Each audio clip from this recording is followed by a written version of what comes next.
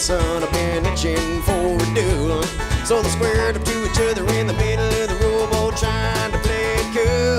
Well, John said to Hank, you're gonna meet your maker, only one shot will suffice.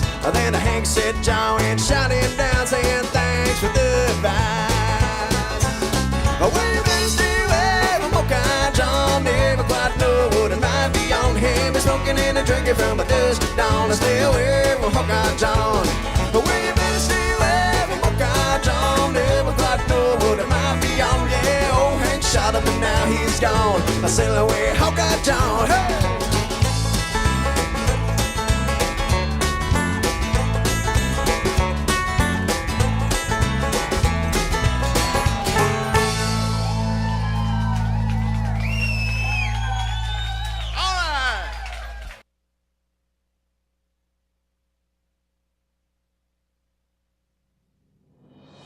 From Hong Kong. In Hong Kong, for the last generation, I'm you have a choice. the Republican candidate I did for not governor.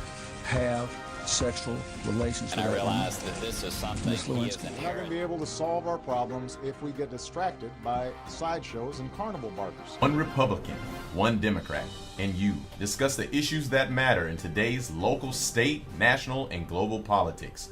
Hosted by Steve Hickson with co-hosts John Stanberry and Franklin Chansey. This is Backfire. Morning, Clevelanders. Welcome to Backfire with John Stanberry and Franklin Chansey and myself, Steve Hickson Doball. Good morning, guys. Good morning. Welcome back Hey, to Steve. Wednesday. Boy, I'll tell you one thing. It's been an exciting week. Just more craps happened this last week, and you can imagine. I don't know really where to start. Let's start with our Tea Party going after Mr. Alexander. What do you think, John? Well, I mean, they feel like he doesn't have a voting record that's conservative enough for reflecting the state's positions. There's always a problem with, when you get to Washington, you've got to get something accomplished, and where you draw that line between compromise that accomplishes something and compromise that is fundamentally flawed is a struggle, and they think that he's compromised too much. Doesn't Alexander have about a 90% conservative rating from all those different groups? Actually, it's down. It depends on the group and it depends on the issue. But sometimes they're just key things. They're very upset that he voted to confirm Sotomayor. They're upset on some of the other specific votes that he voted on. And, they're not happy with it. Wasn't there a statement they said that we didn't need more Republicans who compromise? Isn't that one of the statements they made? Well, you've got a president that says he won't even talk to Congress because they won't compromise with him. Apparently, it's okay when the liberals won't compromise, but when a conservative is expected to not compromise, apparently it's some kind of horrible thing. Well, now, apparently there's a 8-person bipartisan group of senators who've been meeting with the White House regularly trying to find a budget deal. Hasn't that? Well, then the president, including our own Senator then the Corker. president needs to quit coming out and unilaterally ignoring or changing or violating laws because he says Congress won't do what he tells them to do. Well, that's a nice That's your way. own That's president. a nice way of avoiding what my question was. No, but my isn't question that the is statement that the Tea Party Republicans- issued, that they didn't want anybody else compromising? Well, they Isn't don't that what like they compromise. said? Well, okay, I think that pretty much defines it. Well, they don't want any compromise. You know what? This used to be a country where people didn't compromise. It used to be a country where people actually believed in something and stood up for what they I believed don't in. recall the part of American history where we didn't have any compromisers in our legislature. It depends on what you're compromising on, Franklin. If we're talking about, let's say we're talking about dinner, and I compromise and have chicken instead of beef, that's a compromise. But if you say, I'd like you to starve to death, and I refuse to compromise over that, that's a little bit different. There are principles that you shouldn't compromise on. Well, tell us what some of those are that can't be compromised on politically, John. Well, one, if you want to go there, this president is unilaterally breaking the law with the implementation of Obamacare. That's a constitutional compromise that shouldn't be happening. And quite frankly, as a liberal, I would think you would be scared to death of a former or a future Republican president that would have the leeway to just ignore law when he doesn't like it, or to change dates in a law when he doesn't like it. This guy is compromising on the sworn oath that he gave. I have a problem with that.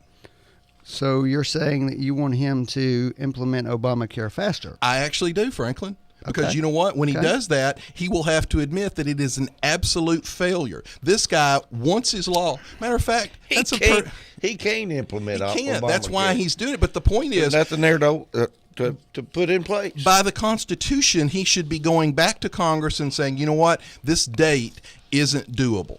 Now, he'd have to admit publicly that his signature accomplishment was a train wreck, in Democrat Max Baucus's words, and he would have to ask Congress to change the dates. He doesn't want to do that. He doesn't want to admit it because the guy is so thin-skinned he can't admit when he was wrong.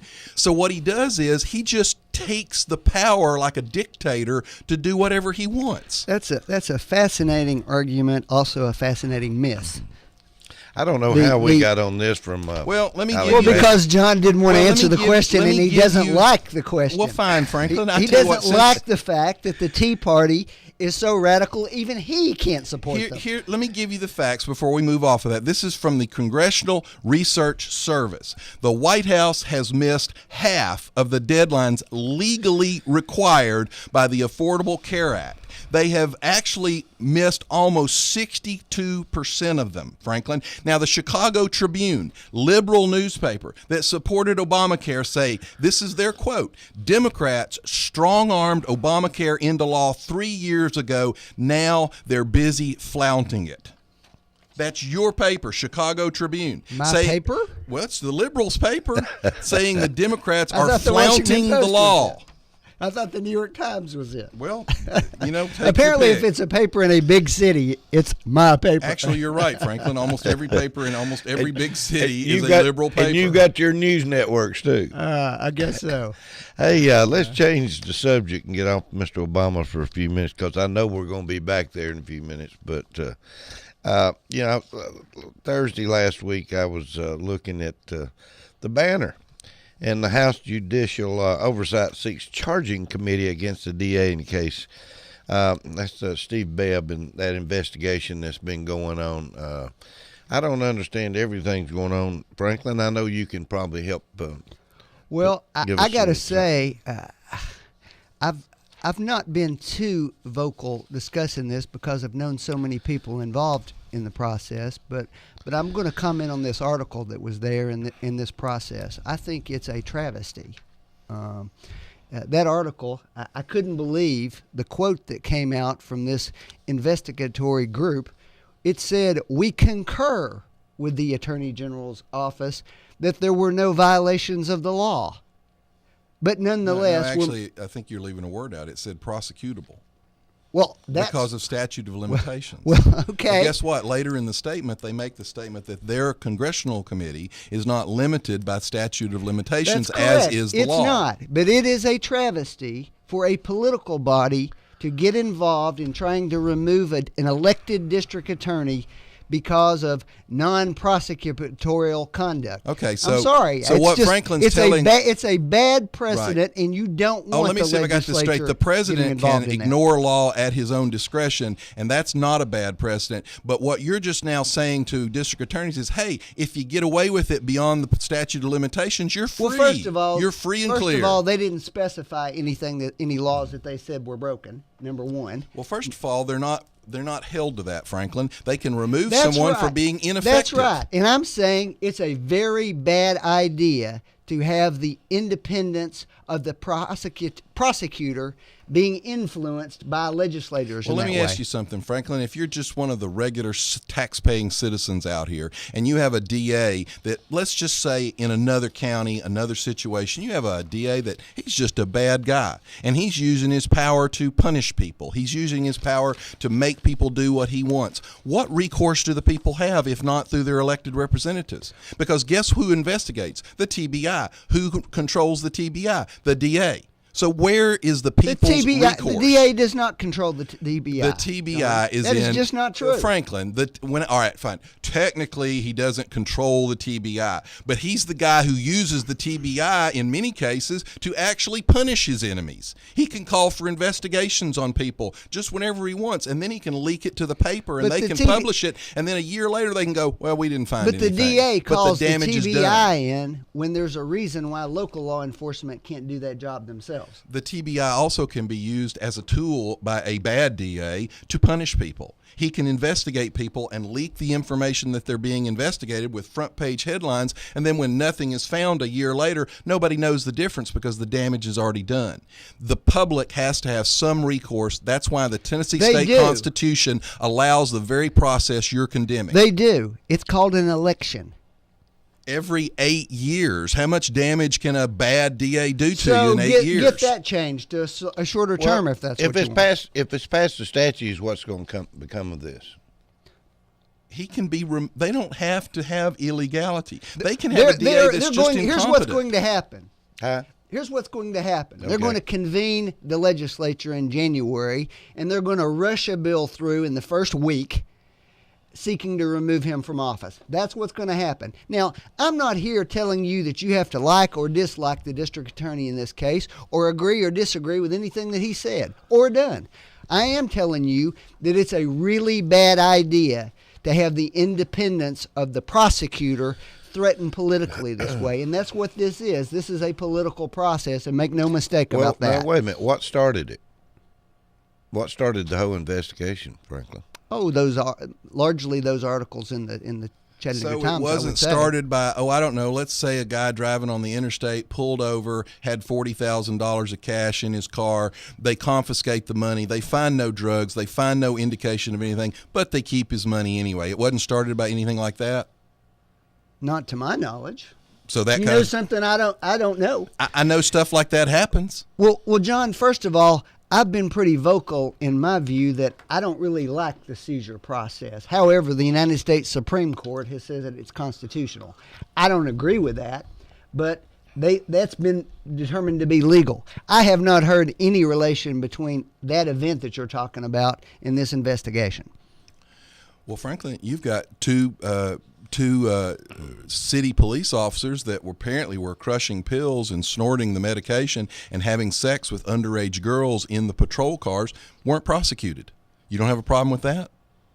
If that happened, of course I have a problem with it. Well, there was a series of articles in the Free Press that documented all kinds of incidences, and that's really what this was all about. There was an abundance of information that came out that indicated favor and disfavor going on in the office. And none of those things were subject to this statute of limitations argument. Well, that's, and none of them were found to be prosecutable. You're right, but they are actionable by the Congress of the state, which is why the Constitution is written the way it's written. And I'm just suggesting to you that it's a very bad precedent for the state and not one I would like to see repeated. I'm suggesting to you that a DA particularly given that this individual's term is going to be up in a year. Well, the reason for that is because the process is so drug out, just like you've been talking about, in order for it not to be a quick action. This has been going on for over a year, but the law states that they can only hold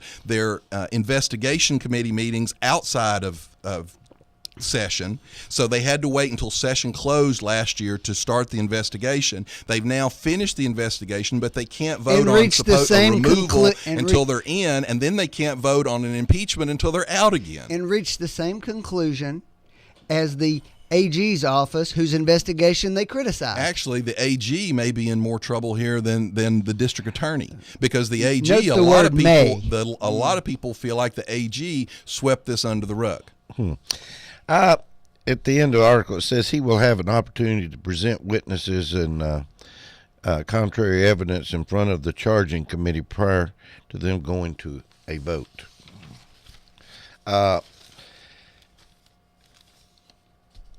like one way with John.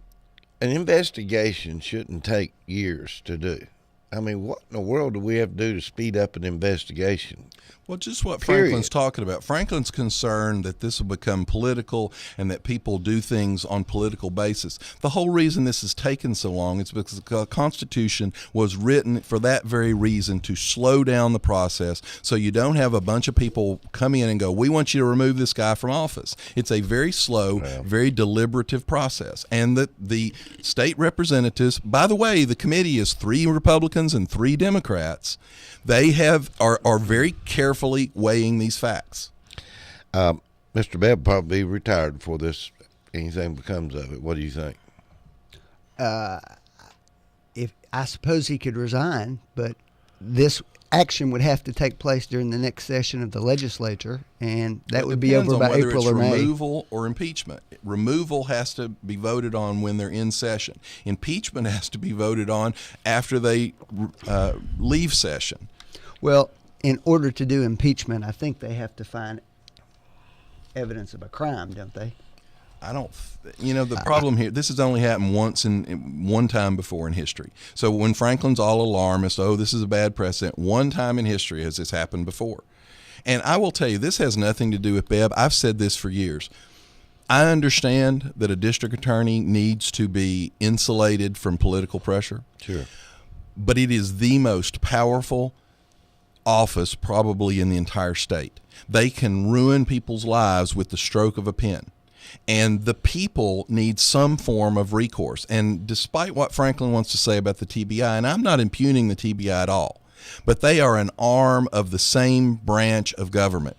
The people have very little recourse if they are being targeted by a bad DA. And it concerns me that the people have very, very little recourse.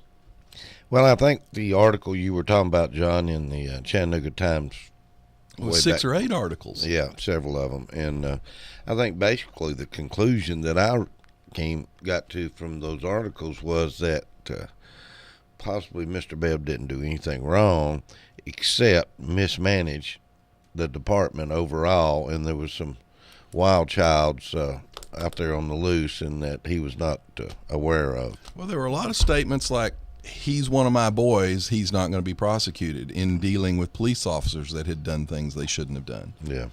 The public generally wants the law to be enforced equally for everyone.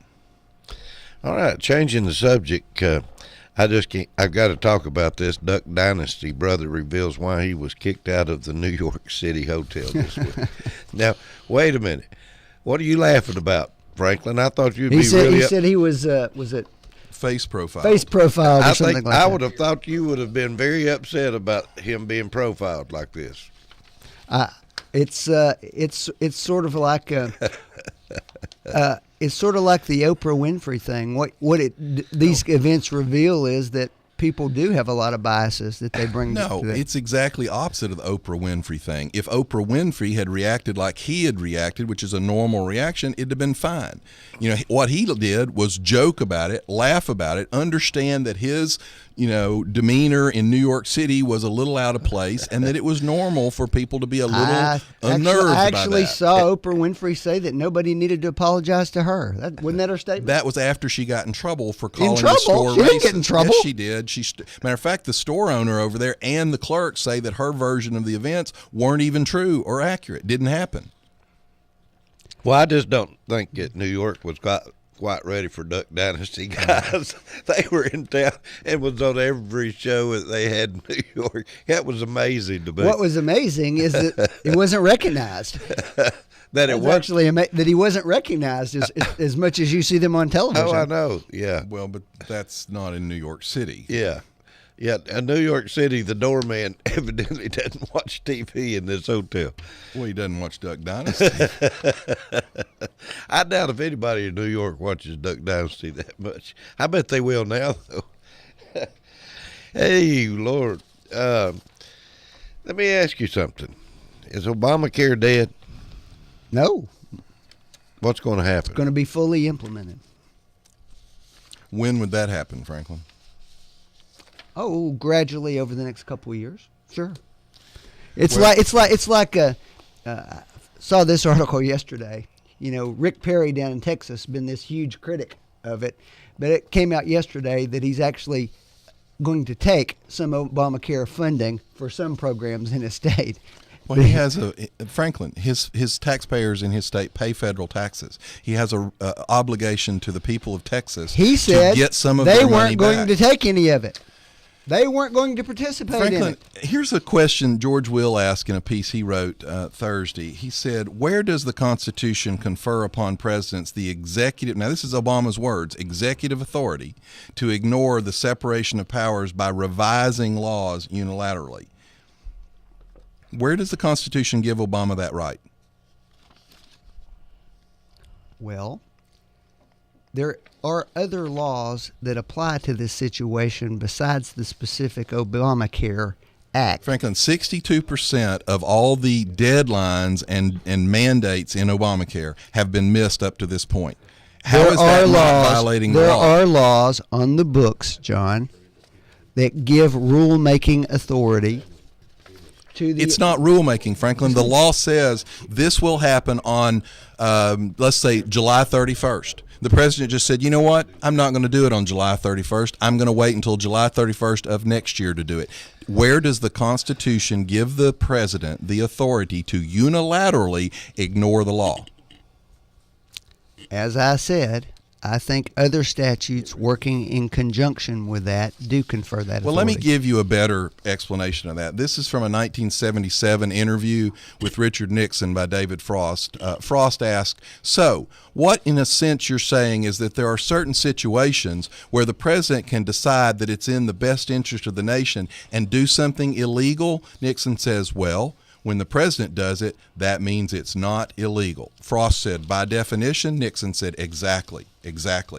That's exactly the same thing. This president says that it's in the best interest of the people for him to violate 62% of all the requirements to date that should have been done in Obamacare. What John is referring to is the notion that this president would listen to the people who are involved and work with them. That's what he's opposed to. All right. Well, frankly, I'm glad you brought that up. Let me read you something else then, okay? Now, the president went in and he delayed the mandate, which he doesn't have the authority to do. He broke the law when he did that. But interestingly enough, 23 days before his news conference announcing that he was going to break the law, the House voted 264 to 161 with 35 Democrats in the majority for the rule of law. That is, they called it the Authority for Mandate Delay Act. It would have done lawfully what Obama did just by measure. Obama threatened to veto the legislation to alter the law. Now He called it unnecessary. What that legislation did was stop the mandate completely, though, didn't it? No, it was the Authority for Mandate Delay Act. Well, you can't really tell much about a piece of legislation in Washington based upon the title of it. Franklin, it delayed it. It didn't stop it. It didn't How much change. did it delay delayed John? it. The point is, How much did it delay? I don't know. Did Franklin. it pass the Senate? Well, no, because he controls the Senate and he threatened to veto it. Franklin, my point is again. My point is the listening Republican to Congress the did exactly what he listening said to he the wanted various interests involved, including business interests. Mm-hmm. He worked with them to come up with a way to make it easier for them to implement. Well, that's interesting. In other words, trying to be bipartisan. I'm glad you said that because he did say that he consulted with businesses before disregarding his constitutional duty to take care that the laws be faithfully executed. Folks, if you're out there worried about Wall Street, if you're worried about big business, as Franklin says that he is, don't worry. The president consulted with businesses before he decided to break the law. The only people who don't want to disclose the truth 90 with something to hide. Well, John, That wasn't me talking. John, you don't have your John. You don't have your headsets on. Oh. But I've got a subliminal message that we're sending out every now and then. 69% of all Americans, Republicans, Democrats, and independents alike, poll a decidedly negative view of Obamacare. And get this. Except when you break it down and ask them about the individual components of Obamacare, Well, fine. and then big majority support Here's it. a request. 92% of federal workers don't want to be a part of the Affordable Care Act. And that's another good little law that he broke, folks. So while you're worried about, he waived the mandate for businesses, but he refused to waive the mandate for individuals. So what's interesting about that is the law states, the Affordable Care Act, that he didn't waive it, he delayed it. There's a big difference. But he wouldn't delay it for you. If you're a tax-paying citizen, he wouldn't delay it for you. He delayed it for his business friends. But the law also states that members of Congress whose annual salaries $174,000 and their staff making more than $100,000 must participate in the law's insurance exchanges. It doesn't say that when it goes into effect, they will continue to get their 75% premium cost paid for by you, the taxpayer. Guess what he did? He just unilaterally extended the 75% to members of Congress and their staff. Nowhere in the law does it authorize the government, the taxpayer, to continue to pay 75% of their insurance costs. So, folks, waive the mandate for business, didn't waive it for individuals, pays 75% of government workers' costs of Obamacare, which is illegal under the law, but refuses to give you any relief. The only people who don't want to disclose the truth are people with something to hide. That's my new favorite saying. So, Franklin, what you just said wasn't factually accurate, though. Where in the law, where in the Affordable Care Act does it authorize the government to pick up 75% of members of Congress and their staff's salaries or payments of insurance costs? Where does it authorize that? The question is whether there's other federal statutes involved that provide this insurance benefit. That's the question. So Franklin doesn't mind that the government's going to pay 75% of the government workers' costs. They're paying 100% of it now. Franklin, no, they don't. Actually, they for the top level people, they're paying 100% of it. Oh, so guess what, folks? We got if another. They're only paying 75%. Franklin thinks that's an improvement. No, I'm just saying that's the kind of stuff that you spout out, John. Here's what I spout out, Franklin. The president crammed this down the people's throats. Nancy Pelosi said you have to pass the law before you find out what's in the law, but yet members of Congress and their staff, here's the real kicker. The people that pushed for this, the Harry Reids and the Nancy Pelosi's, they said, oh my gosh, if our staff have to live under Obamacare, they'll quit. They can't afford to do this. Well, guess what? None of the rest of us can afford it either, Franklin. You got health insurance, John?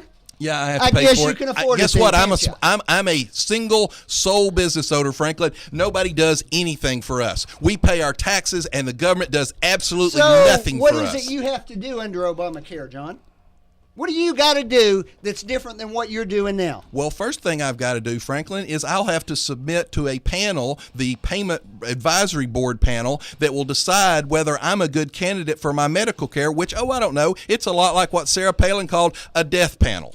You mean like the panel that's doing it now at your insurance company? Franklin, if I don't Isn't that right? Here's the deal, though. If I don't like it, I can drop my insurance. I can go to another company. Guess what I can do? I can actually say, I'm going to find a way to pay for it. The benefits it has expanded nothing, Franklin. Nobody's happy with this. Nobody's the public happy. is against this, Democrat, Independent, and Republican. Until you ask them about the individual elements of Obamacare, and then they're all for it. Well, Franklin, if you ask them if they'd like a gold-plated Cadillac, they'll say, "Yeah, I'd like a gold-plated Cadillac." That's if you right, tell John, them, by the way, you have to pay for it, then they don't want it. Why are the unions against it now? Not all the unions are. Oh, the bulk of them are. And besides that, they got waivers to begin with. Once again, a politically protected class got a waiver while the taxpayer. Then what are they opposed to, John? Well, because now they figured out that it's going to kill when they lose all their benefits. All the companies are going to go, you know what? We're not going to provide benefits. We're just going to cancel our insurance, and these people will kick over into Obamacare. Except that can't happen under the law. When they do, actually, it can happen. Franklin, they pay a $2,000 penalty. It's over $6,000 to provide the care. So it's cheaper to pay the penalty than to provide the coverage. When they do that, The main reason one of the main reasons they join a union to this day is because they negotiate for medical insurance. Once they don't have that benefit to offer to their people, they're afraid that their union membership is going to continue to plummet. So they supported something without, once again, Nancy Pelosi not that ought knowing to what have was in you it. turning cartwheels. I'm happy John. for them to lose membership, but my point is, Franklin, when they thought it was going to help them, they were for it. As soon as they figured out it wasn't, even they've bailed out on the president. Just take a break. We'll be right The only back. people who don't want to disclose the truth are people with something to hide. You're listening to Backfire with Steve Hickson. We'll be right back after this.